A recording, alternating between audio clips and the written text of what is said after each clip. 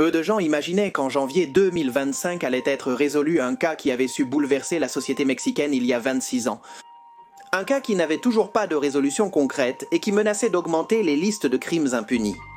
Cependant, contre toute attente, cette recherche tant attendue de coupables a pu se concrétiser lorsque les autorités d'Aguascalientes se sont arrêtées devant un microphone et ont assuré qu'elles avaient de trouver l'emplacement des présumés assassins de Dylan Randall Mercado González, un petit garçon de seulement 4 ans qui était apparu mort en 1999.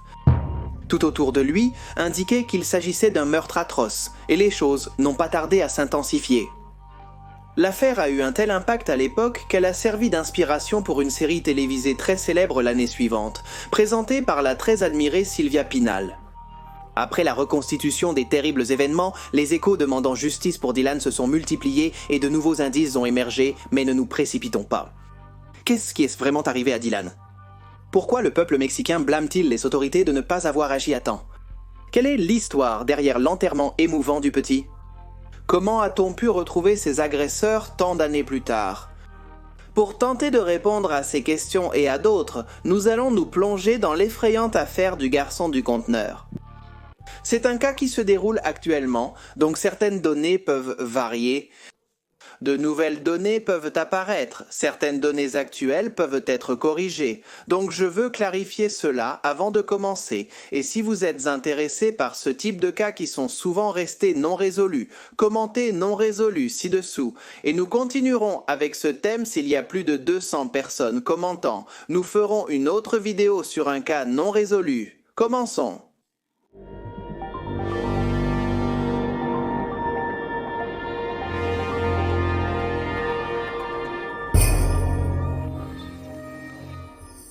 Le 12 novembre 1999, lorsqu'un homme qui fouillait les ordures d'un conteneur à la recherche de nourriture a fait une découverte qui l'a pétrifié. Il a d'abord remarqué que le conteneur dégageait une odeur nauséabonde.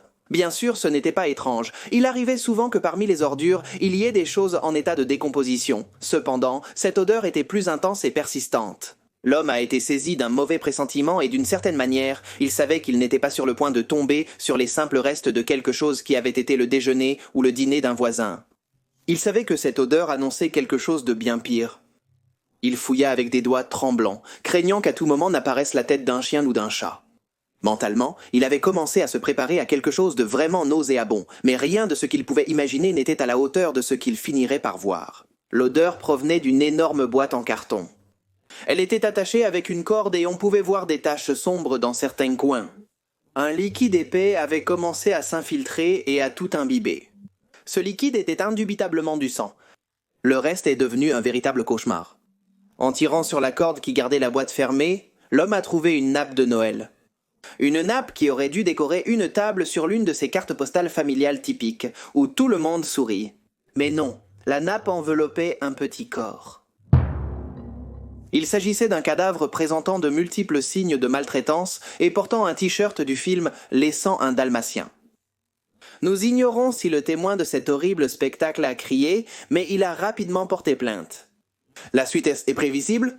Sirène, voiture de police, ruban jaune délimitant les zones, policiers, médecins et personnel autorisé pour les corps. Toute la population environnante n'a pas tardé à se rendre compte que quelque chose se passait, et bien qu'on ait voulu maintenir une certaine confidentialité, les rumeurs n'ont pas tardé à se propager. Un enfant mort avait été retrouvé dans les eaux chaudes. Beaucoup se couvraient la bouche, comme s'ils voulaient étouffer un cri. Les mères ont fermé leurs portes et ont interdit à leurs enfants de sortir. Un tueur était en liberté parmi eux, que se passait-il ? Les questions accompagnées de la terreur ont tout envahi, et pendant les heures qui ont suivi, les gens n'ont cessé de mentionner la découverte atroce.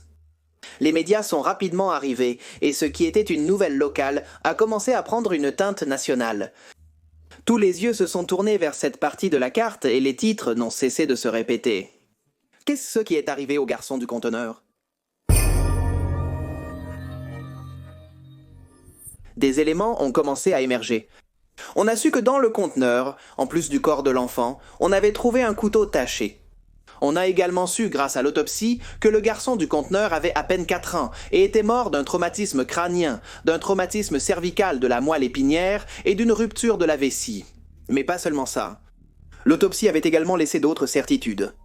Le corps du petit avait plus de coups et de cicatrices, beaucoup déjà anciennes. Cela ne pouvait signifier qu'une chose. Le garçon subissait des mauvais traitements constants depuis longtemps. Qui aurait pu lui faire quelque chose d'aussi terrible ? C'était un mystère, un parmi tant d'autres, car l'autre chose étrange était que personne ne réclamait l'enfant, personne n'avait donné l'alerte sur la disparition d'un mineur, personne n'avait signalé son absence, ce qui laissait supposer que probablement ses proches avaient eu quelque chose à voir avec l'affaire. La grande question était comment identifier ces suspects potentiels si on ne connaissait même pas le nom de l'enfant ? Pour essayer d'éclaircir ces aspects, une sorte de portrait robot du garçon du conteneur a été réalisé et quelques photos de son corps ont été publiées. Ce matériel a circulé dans les journaux, les médias en général, et bientôt des brochures ont été faites qui ont rempli les rues d'Aguascalientes. Quelques heures plus tard, 2 témoins clés se sont présentés. La première était Luna Galejos, qui avait vu un homme descendre d'un taxi à quelques mètres du conteneur où le garçon avait été trouvé. Ce qui l'avait frappé, c'est qu'il portait une énorme boîte en carton attachée avec une corde. L'autre témoignage provenait de Jésus Muñoz Macías. Et qui était Jésus, le chauffeur de taxi ayant transporté le suspect ? L'homme a confirmé qu'il avait effectivement transporté un homme avec une boîte le 12 novembre à 7h25. Il l'avait pris à la gare routière centrale. Ces informations étaient importantes, ou auraient pu l'être si le chauffeur de taxi ou la femme se souvenaient mieux du visage de l'homme qu'ils avaient vu. Ce qui a d'abord été perçu comme un espoir a rapidement muté en une impasse. Certains pensaient que l'affaire se refroidirait au fil des jours, comme c'est souvent le cas avec ces nouvelles à fort impact. Cependant, il n'en fut rien. Les gens se rassemblaient dans les coins avec peur, mais aussi avec l'envie de trouver le coupable de ce cauchemar. Ils voulaient à nouveau sentir que les plus petits n'étaient pas en danger. Au fur et à mesure que les jours passaient, les voisins insistaient de plus en plus auprès des autorités pour l'apparition d'au moins un indice. Personne ne voulait permettre que le sujet soit oublié. Ils savaient que sans les caméras, ils seraient à la merci d'un monstre capable d'actes terribles. Ils ont tellement insisté que l'affaire finirait par arriver en 2001 dans une célèbre émission de télévision. Mujer, Casos de la vida real était une série d'anthologie mexicaine présentée en 1986. Elle était animée et produite par Silvia Pinal pour Televisa et son succès était tel qu'elle resterait à l'écran jusqu'en 2007. Le programme a initialement été créé pour aider les victimes et les survivants du tremblement de terre de 1985, puis a commencé à montrer des histoires basées sur des faits réels dans des fictions qui comportaient souvent l'apparition d'une star reconnue et qui servaient de tremplin pour ceux qui commençaient tout juste. Le cycle dénonçait des problèmes tels que la maltraitance physique, l'abus psychologique, le machisme de la société et tant d'autres choses. À un certain moment, il est devenu coutume que Pinal présente les cas que les gens lui envoyaient par le biais de lettres et de fax. Ainsi, tout le monde avait la chance d'utiliser ce produit pour raconter sa tragédie et chercher de l'aide. Lentement mais inexorablement, le public est devenu fidèle, célébrant l'engagement du programme envers l'actualité. Il n'est donc pas surprenant qu'en 2001, l'incident du garçon du conteneur soit arrivé sur le plateau. Ainsi, l'affaire a non seulement pris de l'ampleur, mais a également marqué un nouveau tournant. Une femme et un homme se sont approchés du commissariat le plus proche. Ils prétendaient connaître l'identité de cet enfant dont la photo était collée sur tous les poteaux électriques. En 2000, Araceli González Becerra s'est présentée comme la grand-mère de l'enfant trouvé dans le conteneur. Elle a dit que l'enfant était né en 1995 et que son nom était Dylan Randall Mercado González. Dylan était le fils de Liliana Lucero Mercado González, fille d'Araceli, et d'Andrés Amador Garrido. Cependant, ce dernier n'avait jamais reconnu le garçon, et c'est pourquoi Liliana s'était chargée de l'élever seule, du moins jusqu'à ce qu'un autre homme apparaisse dans sa vie. Un homme plutôt réservé, dédié à la photographie, et appelé Francisco Javier López González.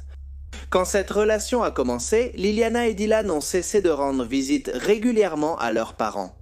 Ils avaient recommencé une vie plutôt nomade, déménageant d'un endroit à un autre, en partie parce que la famille ne cessait de s'agrandir. La femme était tombée enceinte 3 fois de plus après avoir commencé à sortir avec son nouveau partenaire, et même s'ils semblaient unis en apparence, on pouvait les voir sourire sur certaines photos. Tout était une façade. La grand-mère de Dylan avait demandé la garde du petit à plusieurs reprises. La raison était qu'elle avait des raisons de penser que le garçon était maltraité, ce qu'elle avait confirmé en parlant avec les gens qui avaient été voisins de sa fille et Francisco Javier. Même, certains de ses voisins avaient dénoncé le couple pour des bruits et des cris constants. Certains avaient mentionné dans leurs témoignages qu'ils pouvaient entendre comment Dylan passait toutes les nuits à pleurer. D'une manière ou d'une autre, Araceli n'a jamais pu obtenir la garde et a vu avec le cœur brisé comment les autres continuaient à déménager, coupant tout contact avec elle. Quand elle avait vu la nouvelle du garçon dans le conteneur et sa représentation dans l'émission de Pinal, elle avait voulu chasser ses doutes, mais après qu'il lui a été impossible de retrouver sa fille, elle n'avait eu d'autre choix que d'accepter ce qui se passait. Le garçon mort était son petit-fils. Dionisio Pérez de Mostli, ancien associé de Francisco Javier, s'est aussi exprimé à ses côtés. Dionisio a confirmé le tempérament violent de l'homme et a ajouté un détail glaçant. Francisco Javier avait eu une fille dans une relation précédente, mais celle-ci était morte à cause d'une prétendue chute. Compte tenu des nouveautés, ce décès accidentel ne semblait pas tant que ça. Sans surprise, de nouvelles questions ont surgi. Le fait que le couple ait eu de multiples plaintes pour maltraitance familiale dans le système national pour le développement intégral de la famille a davantage offensé ceux qui suivaient l'affaire. Tout le monde savait qu'ils étaient tout simplement face à quelque chose qui aurait pu être évité. Mais il fallait regarder vers l'avenir, vers la possibilité de rendre justice. Une possibilité qui mettrait plus de 2 décennies à se présenter, et c'est ainsi que notre histoire revient au début. La tombe et les nouveautés. Il y a beaucoup de gens qui ne savent pas qu'un moment, le garçon du conteneur avait une autre identité. Oui, ce que vous entendez. Et c'est qu'avant que Dylan ne soit reconnu par sa grand-mère, les autorités se trouvaient à un carrefour. Que devait-il faire si personne ne réclamait le corps ? Devrait-il rester indéfiniment au service médico-légal ? Devait-il être enterré dans une fosse commune ? Pendant leur discussion, Margarita Alonso Castillo, résidente de la colonie José López Portillo, a eu une idée. Sans hésiter, elle a demandé à la Procuraduría de Justicia del Estado si elle pouvait adopter le petit pour lui offrir une sépulture. Le procureur de l'époque a été touché par le cas et a donné son accord à cette initiative. Ainsi, le garçon du conteneur avait été baptisé par Margarita sous le nom de Leonardo Misael Barranco Alonso. Grâce à cela, il avait pu recevoir son acte de décès et enfin reposer sur la pierre tombale 132 du couloir de la Santa Cruz au Panthéon des Jardins Éternels. Aujourd'hui, à côté de sa tombe se trouve aussi celle de Margarita, décédée le 8 janvier 2018. La fuite du couple formé par la mère et le beau-père de Dylan a atteint le Federal Bureau of Investigation, qui a suivi toutes les traces présumées impliquant le sol nord-américain. Tout en vain, Liliana et Francisco n'étaient jamais partis du Mexique. Au début de janvier 2025, on a su que le duo avait vécu tout ce temps à Chetumal, Quintana Roo. Là, Francisco Javier continuait son métier, en tant que photographe, et se déplaçait constamment de Jalisco à Aguascalientes pour développer son matériel. Il a également été rapporté que le couple était connu pour professer la croyance que les êtres humains contiennent une partie de Dieu en eux. Il convient de noter que le crime pour lequel ils ont été arrêtés est considéré comme un crime plus grave, car ils n'ont pas seulement pris la vie de quelqu'un, mais ils avaient une position de supériorité, qui a mis la victime dans une situation de défense. Ainsi, la peine encourue pourrait être plus sévère. Il a aussi été mentionné que peu après les faits, le couple. Ils auraient pu essayer d'adopter un autre garçon pour le faire passer. 500 Ilan. 500 s'interroge sur le fait que 2 personnes très recherchées n'aient pas été arrêtées, trouvant cela étonnant et soulevant des questions. Bien que tout le monde célèbre le pas franchi, il est tout aussi vrai qu'avec de plus en plus d'insistance, on demande une enquête pour clarifier la raison d'une action silente. Cela a mis en évidence d'autres irrégularités. Pour ne pas aller plus loin, des témoignages de personnes qui avaient été violentées par des personnes de la loi pour avouer leur culpabilité ont été révélés lorsque tout avait commencé. Apparemment, la police ressentait tellement la pression sociale qu'à plus d'une occasion, au lieu d'améliorer leurs enquêtes, ils avaient voulu faussement clore l'affaire. Si quelque chose de cela était prouvé, nous serions en présence d'un scandale de plus en plus grand. D'un autre côté, et indifférente aux critiques, le parquet d'Aguascalientes a qualifié l'arrestation comme une action historique pour la justice. Avant que l'arrestation de Francisco Javier et de Liliana Lucero ne soit rendue publique, l'une de leurs filles a publié sur un réseau social un long communiqué dans lequel on peut souligner la phrase suivante « Liliana était une femme blessée, torturée, abusée et chantage par cet homme maudit qui est malheureusement mon père. On pense que c'était cette femme, la fille de Liliana, qui avait parlé aux autorités. » Nombreux pensent qu'une partie de la défense enquêtera sur ces aspects, si Francisco Javier est reconnu coupable du meurtre. Quel rôle la mère de l'enfant aurait-elle joué, complice silencieuse, une autre victime? Si c'était le cas, pourquoi n'avait-elle pas pu parler avant, révélant où il se cachait? Peur peut-être. L'affaire promet d'apporter des nouveautés sous peu. Malgré une évolution positive, on ne peut pas encore affirmer que Dylan repose en paix, selon l'avis général. Il reste à voir ce qui se passera devant les tribunaux. Ceux qui suivent de près l'affaire soulignent également qu'il ne faut pas oublier que ce qui est arrivé avec le garçon du conteneur est un rappel clair de la violence, à laquelle les garçons et les filles sont soumis quotidiennement, une violence qui vient de leur foyer et aussi des institutions qui, au lieu de leur offrir de l'aide ou du soutien, ignorent tous les signaux d'alarme. On pense que le cycle Femmes, cas de la vie réelle, aurait compté plus de 1500 épisodes. La conservation du programme par Télévisa a été décrite comme médiocre et désintéressée, après le programme qui a aidé de manière inestimable à la cause du garçon du conteneur. Femmes, cas de la vie réelle, a de nouveau abordé le sujet, mettant à jour le drame. À la fin de cette deuxième émission, Pinal a exhorté quiconque avait une information possible sur la localisation de Liliana ou Francisco Javier à appeler la police. Avant le fondu au noir, elle a ajouté « La mort des enfants ne doit jamais rester impunie ». Malgré son souhait, l'impunité a régné pendant 26 longues et dures années. Pinal est décédé le 28 novembre 2024 sans voir son souhait accompli. Ça demande.